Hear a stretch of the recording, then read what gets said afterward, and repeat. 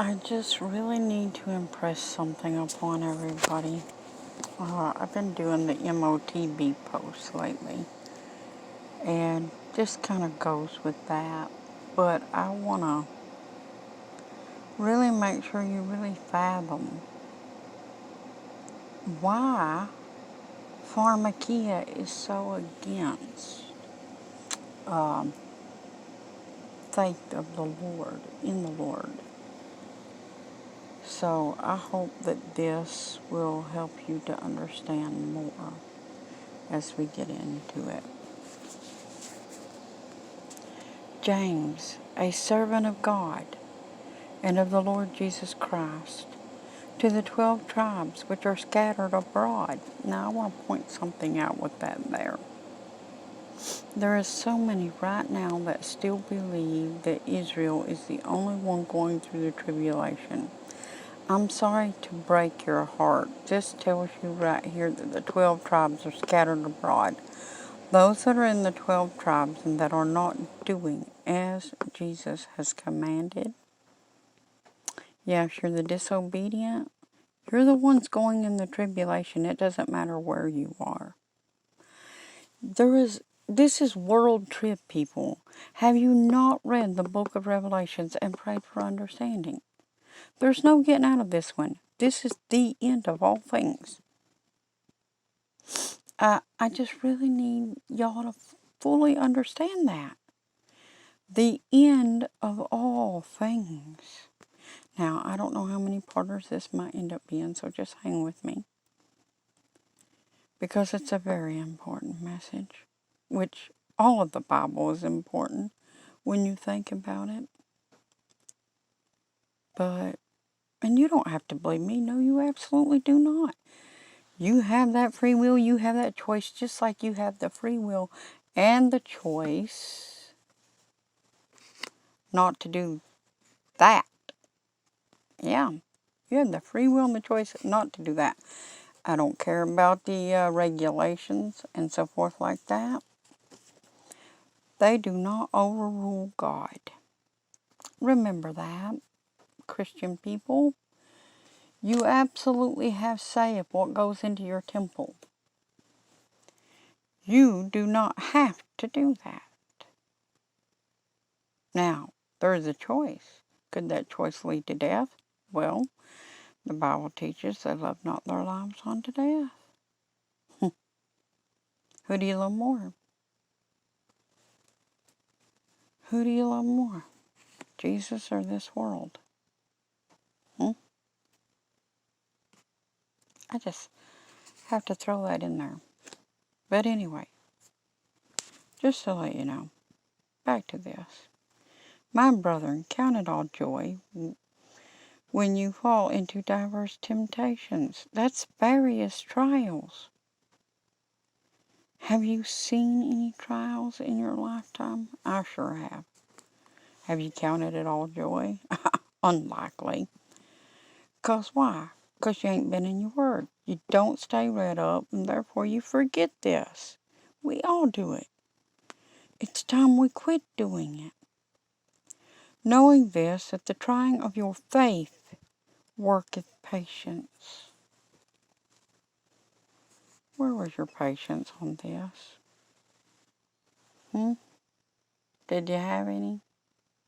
Nope. You just quickly ran right out and popped that little sucker in there, didn't you? Those of you that haven't, I commend you.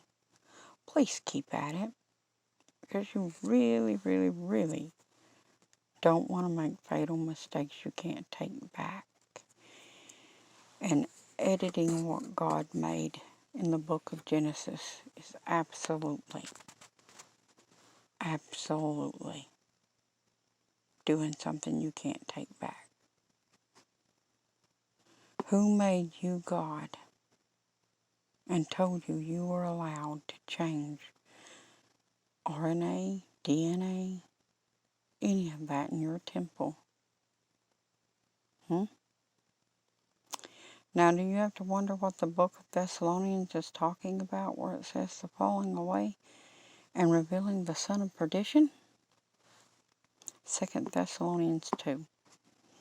Read it on your own time. Pray about it. Think about what I'm saying. Do you have to believe me? Nope. Do you have to accept me? Nope. In fact, many of you don't. Love is something you can feel, especially in the spirit. And my gifts make me fully aware that I am rejected by most. There are very few that accept me, and even fewer that love me. And that is all right, because I have come to realize that it is my station in life to fulfill a certain purpose for the Lord. And rejection is part of that. But does it hurt? Oh, yes. But I come to realize something yesterday that really hit hard. I was talking to Dad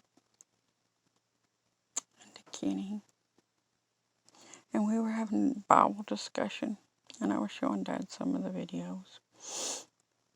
And he gets distracted very easy these days.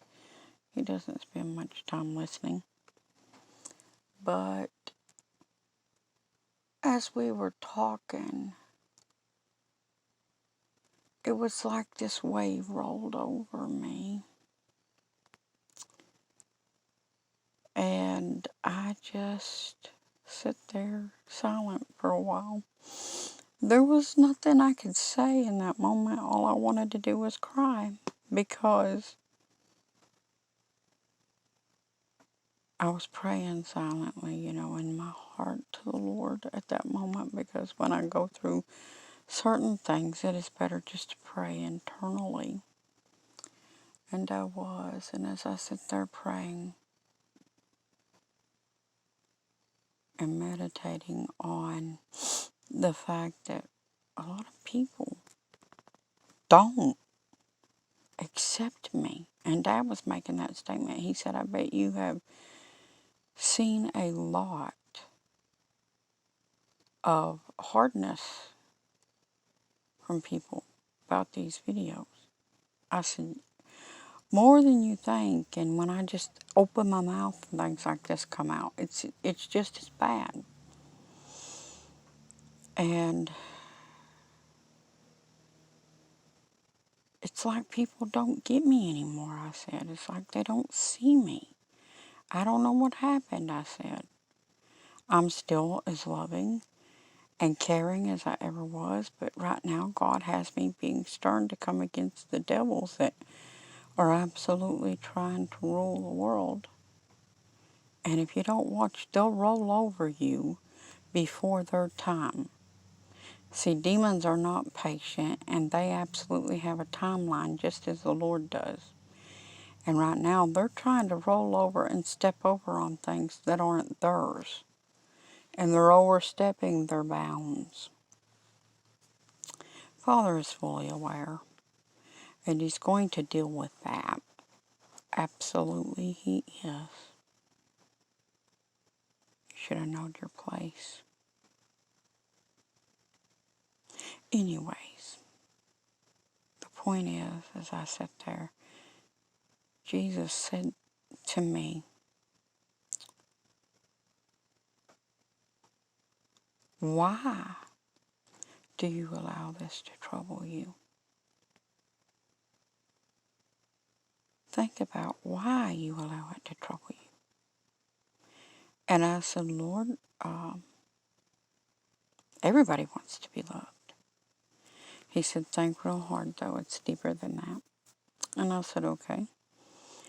And as I'm sitting there and I'm thinking on this and thinking about how Jesus was loved by thousands, everybody clamored and wanted to hear Him preach. And I keep thinking, Lord, why don't they want to hear your word today? That's what hurts me. It ain't that it's from me. It's that it's the word. Nobody wants to hear the true word of God. That's the part that bugs me. I don't care who preaches it. I wish that somebody would preach it hard, strong, and stern. The way that Father needs them to.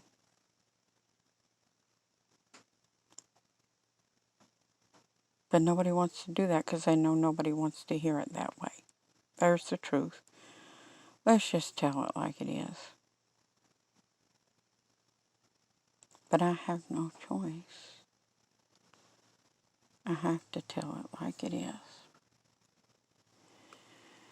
And I have to tell it sternly if Father says to. I have to say it with love. And even if I say it sternly, it is always said with love. Always. Because demons will not let you go. If they think a featherweight has come up against them. But if they know they're up against somebody who will not let it go, who holds on to it like a dog with a bone, who holds on to you like a dog with a bone, they're going to realize you're not going to just let that person go and go into the gates of hell without a fight. And they really, when you think about it, a lot of them are cowards. They don't want to fight. They just want to scare you into letting go. And so easy we are beset by these things and we let go. That is not the love of Jesus. Look how much He loved us. Enough to be beaten, spit on, and so much more. And then put on a cross with nails in His hands and in His feet. Then pierced in the side with a spear. Crowned with crown of thorns and mocked. Made fun of. He was a king. A real king. The king. God of everything. And He humbled Himself down. Low as a man.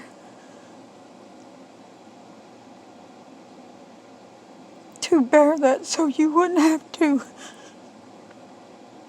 And you don't want to hear about Him anymore.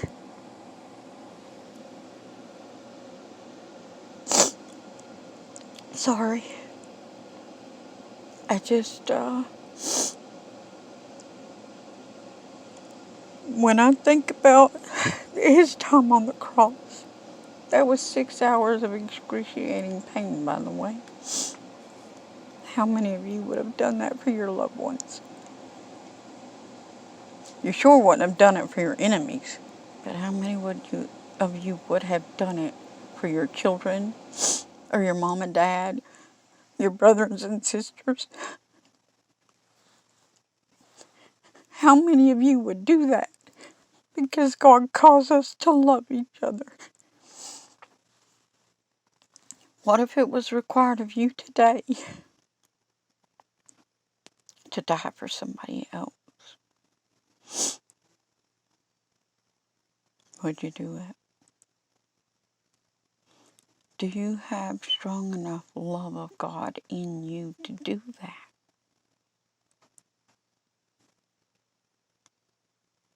Be careful how you answer that in your heart.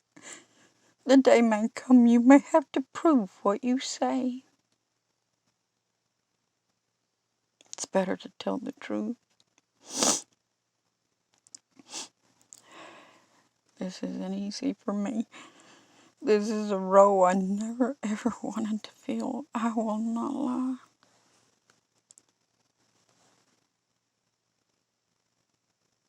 I was comfortable in my little world, where I didn't have to worry about taking fiery darts, where I didn't have to take on this pain and know how much you reject the Father. Yeah, the ministers know what I'm talking about, don't you, ministers? When you preach a message and you know it's hitting somebody and you can feel their darts coming back at you, and the rejection of you speaking those particular words at that particular time, You know that they are denying the Father, don't you? Or at least maybe you didn't think of it that way before. I don't know. But think about it. People that reject you when you are bringing Jesus to them, and when you bring this word to them, you are bringing Jesus to them. And people that reject you are rejecting Him. We are all clean as the other. Everybody has sinned and come short the glory of God. And each person is just as clean as the next. If you've been baptized in Jesus' name, you've been washed with the detergent.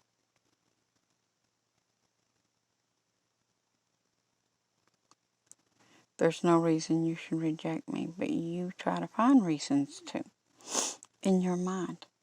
You probably believe some lies that somebody else told you. If you didn't see me do something with your own eyes, why are you believing it? That's like, what is that called? Backbiting and gossiping and stuff behind people's backs. Yeah, when you're talking about people behind their back. People like to pretend they're worried about you and then they go off spreading tales on you. And 90% of which is the truth twisted or just played out lies. Because people didn't really listen to me. How would they know what I was trying to say? We are one with the Father. I will say that. And I will keep saying that because this word says that. That's what I try to tell people. And the devil got in and played with that. He tried to twist it up. He really tried to twist it up. How many of you, when you first started out, in a role that you didn't think you would ever hold, didn't make a few mistakes and get twisted up? If you have never been twisted up, then cast stones at me. But if you've been twisted up, you better back up.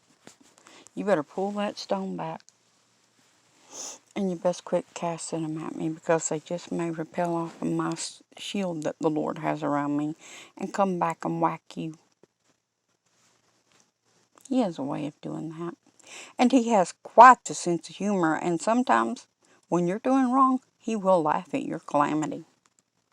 Believe it or not, it says so in the Bible.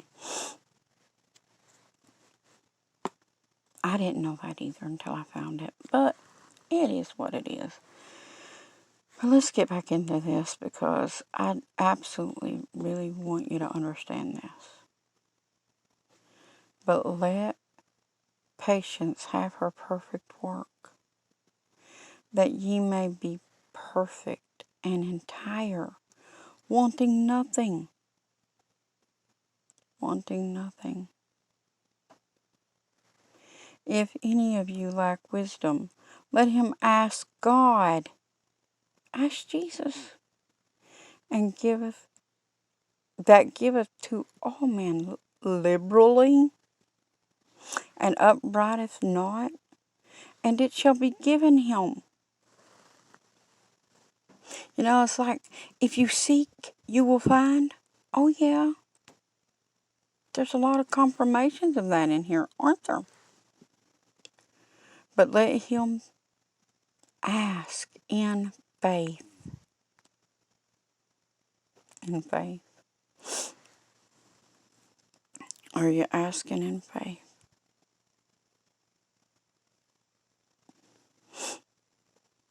Or let me ask you, are you asking in faith in God to do the miraculous? Or are you asking God to work through sorceries in your life? Or some sort of other means that you can see? Faith is unseen. For whatever miracle or whatever you're asking God for, wisdom, knowledge, what is your go-to? When you think of, I'm going to ask God to do this for me, do you think He's going to do it right away? I mean, not that He's going to do it right away, but in your mind, right away, does your mind think, I know God's going to do this. I know He is. Or does your mind think, oh, He's got to do it this way, or He's got to do it that way? No, that is not accurate. He doesn't got to do it any particular way. He's God. The one, from the book of Genesis, who formed the earth. How about that? Jesus has all power. How about that? Look what He can do. Form worlds. And you think He cannot deliver to you measly little things of this earth? Healings. Financial help when you need it. Now, I said help. I didn't say He was going to make you a trumpenaire. Many of you's got that. I love you, Trump. I miss you, Potus. But I will not worship you, Potus. Though I love you, I will not worship you. And in time, people will understand that statement. Anyways. And Biden, I love you too. I pray for you, man. I know you're sick. I do not love your politics, but I do love you. Anyways, with those things stated, let's move right along, shall we? Faith, nothing wavering. Nothing wavering. What does wavering mean? Doubting. For he that wavereth is like a wave of the sea, driven with the wind and tossed. Doubts. That's what wavereth means. Do you have doubts that Jesus is going to do it? Then why even say it? Why even ask? Because you're just wasting your time and His. I know He's going to do things for me when I ask. If I don't think He's going to do it, then I don't even waste my time or His, because, yeah, there's things I hope He'll do that I ask, and sometimes the answer is no. When your children were little, or you may even still be a child, but if you are, bear with me. But when your children were little, for those that have children and older children, when your child asked you for something, did you always say yes? And if you say yes to this, that's just bad parenting. Because if your child wanted a candy bar at 6 o'clock in the morning before it had some form of food, actual food, not candy, that is just bad parenting. Every now and again, it's fine to give your child a snack or something like that, a treat, but to not have them put nutrition in their vessel first, that is just bad parenting. I cannot say anything but that. My mama made sure we had food in our bellies first before she gave us treats, and my mama was a big fan of giving the babies treats when she could. She loved to love the babies. She loved to make them happy. She was a good person, and I miss her very much.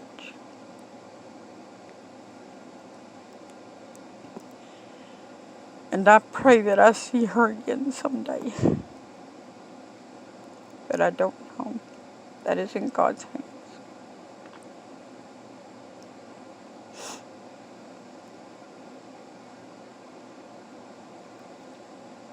For let not that man think he shall receive anything of the Lord. If you're a doubter, you shouldn't receive anything of the Lord. How could you not believe in the God of this universe who made you? He made you. I don't care if you was born a woman. He still made you. You wouldn't be here without that. So many of you want to believe in evolution these days instead of in the Lord, though. I evolved from an embryo. You wouldn't have been evolved from that embryo if God hadn't breathed life into it. Because believe it or not, you still contain the breath of God. And He could call that back at any given moment. You're not promised another day. See, He keeps you when even you don't know that He's keeping you. All those stupid things we do sometimes in our youth. Well, some of us more than others. Yeah.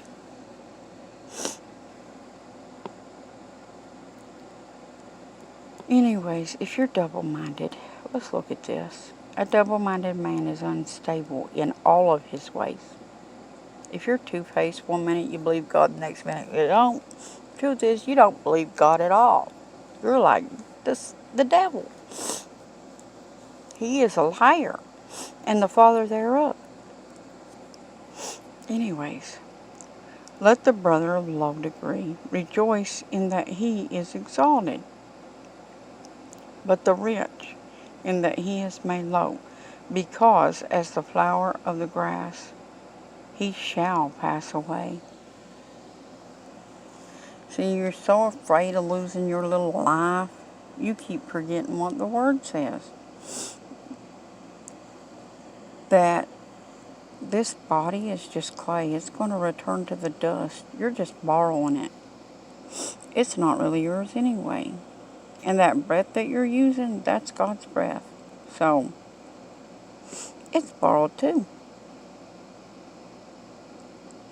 For the sun is no sooner risen with a burning heat, but it withereth the grass, and the flower thereof falleth, and the grace of the fashion of it perisheth. So also shall the rich man fade away in his ways. Blessed is the man that endureth temptation. Are you enduring to the end without giving in to your temptations? No. The world has become pampered and they think, oh, I gotta have it, I gotta have it, I gotta have it, gotta have it, gotta have it. They got it, I gotta have it. Gimme, gimme, gimme. And some of yous go in way debt just to get these big fancy things. And some people are forced to go in way debt just to survive. Sad.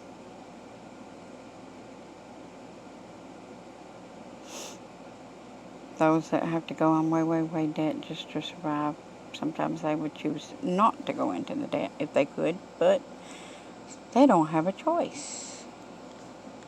Anyways, back to this.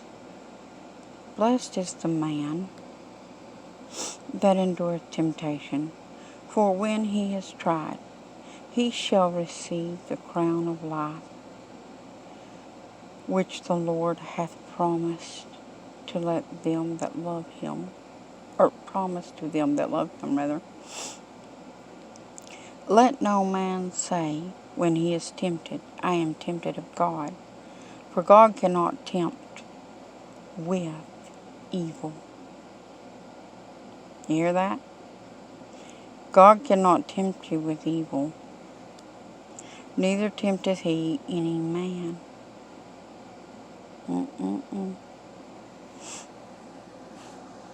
So if you're tempted and you're yielding, don't think that's God you're yielding to. God will not tempt you to do things you ain't supposed to. He don't tempt you to drink or smoke cigarettes or chew tobacco. He don't tempt you to put drugs and alcohol in your system. He don't tempt you to overeat and be gluttonous. He don't tempt you to go out here and do all manner of sin. He don't tempt you to go out here and climb in somebody else's bed you don't belong in. He don't tempt you to do any of that. And I'll leave that one alone there, because dealing with the sexual sin makes me very sick. But I have my reasons, and God knows that. I have a lot of them. Reasons why those things make me very sick.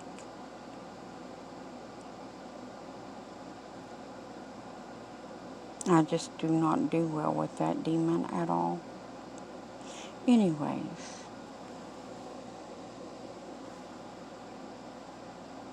but every man is tempted when he is drawn away of his own lust and enticements. See what that says right there? Trapped. Enticement. Enticed. Once you're drawn away and you give in to the lust, you're trapped.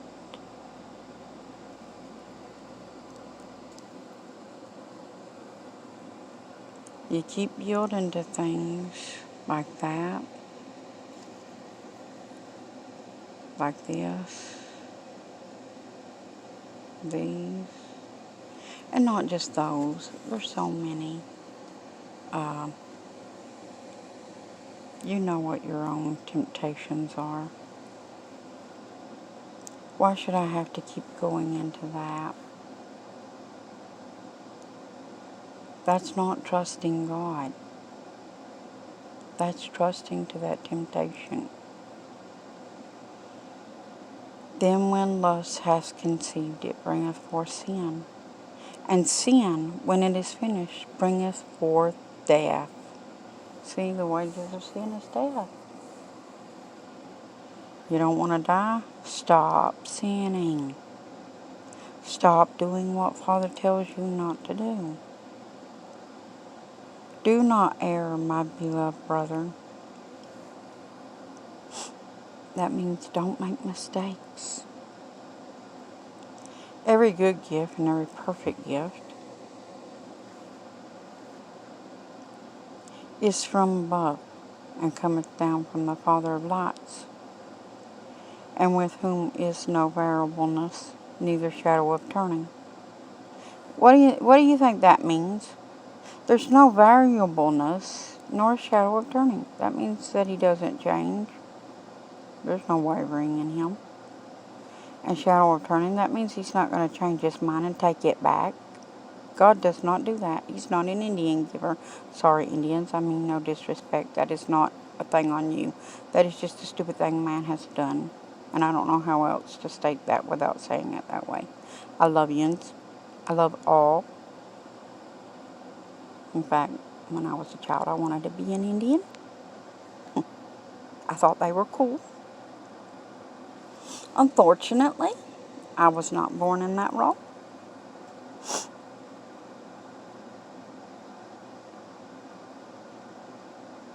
I thought the Indians were cool because they believed in the Great Spirit and they worshipped him as a spirit.